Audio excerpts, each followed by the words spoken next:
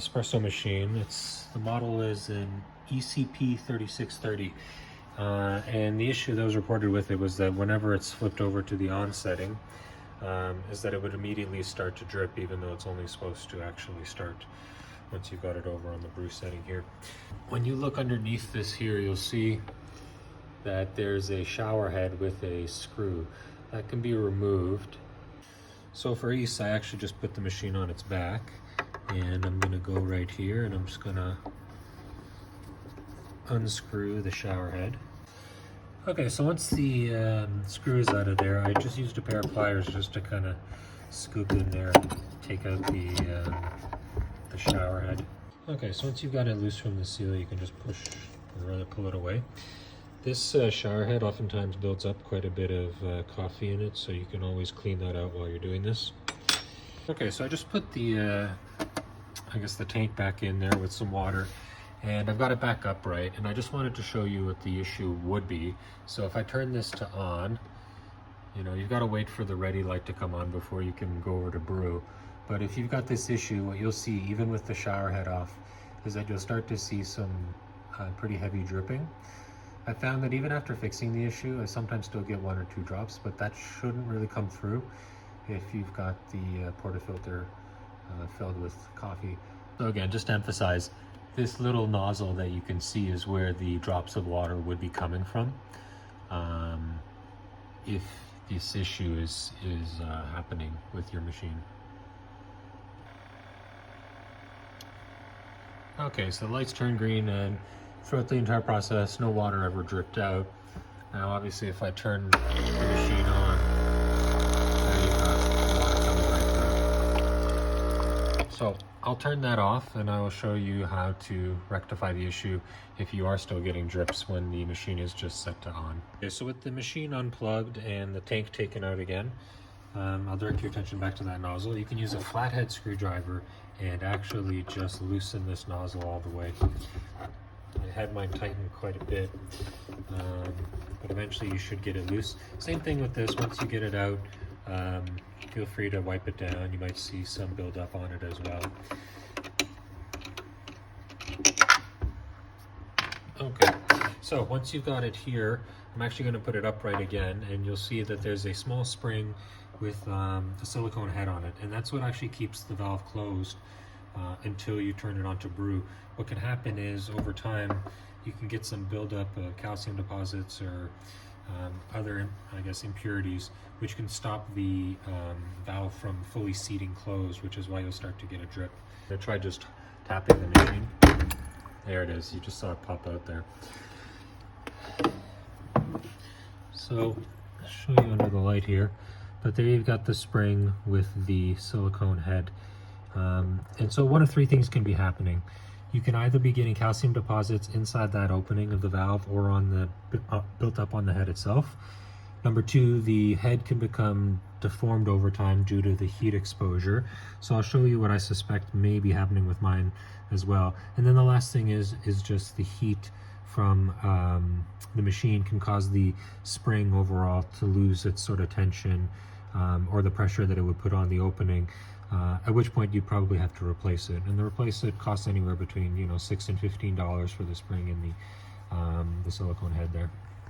Okay, so this is what we were looking at, and when I first took mine out, there was kind of a buildup of white. I don't know if it was calcium or what it was, but in essence, I just used my fingernail to sort of scrape it away, and I used some warm soapy water, or alternatively, you can also use vinegar.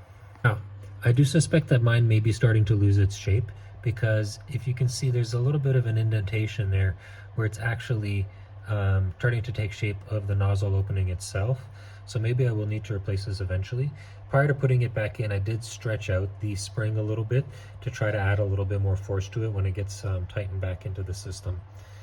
Okay, so once you've got the spring and the silicone head cleaned out, they did recommend you take some vinegar, and you can actually just use a cotton swab, and just in the opening here you can go in with your cotton swab just to try to break through any calcium deposits or anything that might be in there as well.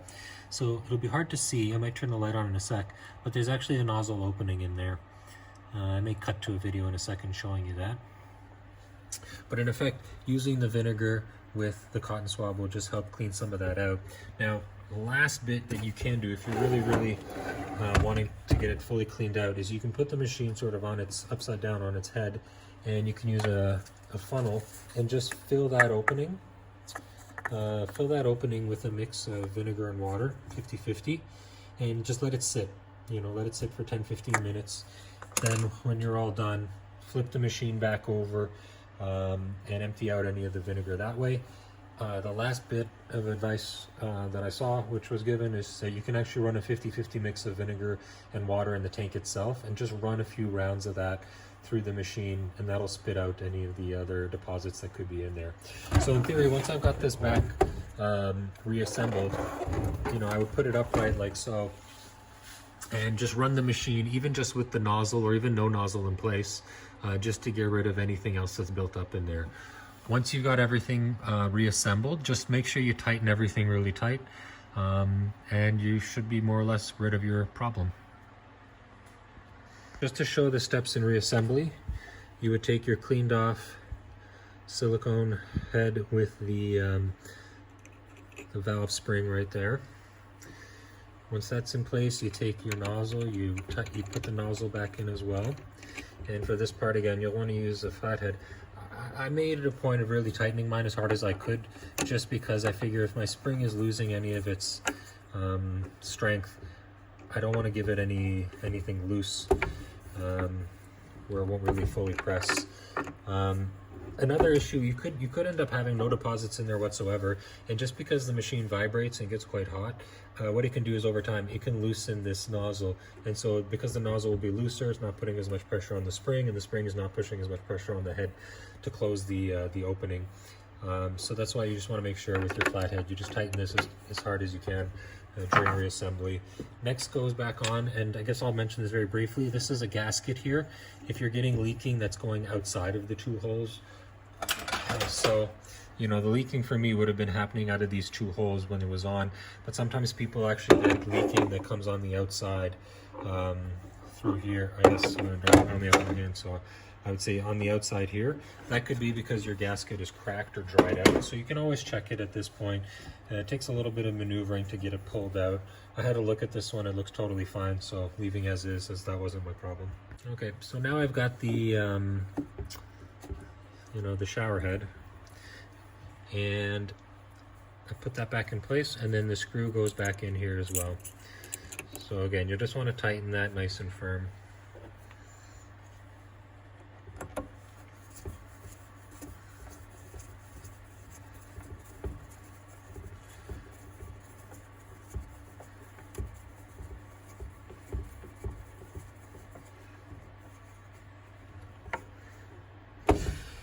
Yeah, so now you can plug the machine back in, put your water tank back in there. If you did put vinegar in there, or if you're going to do a few rounds of vinegar with water, I recommend running a few more rounds with just pure water in there, just to try to get some of that odor and scent out of there. But otherwise, yeah, that's all it takes.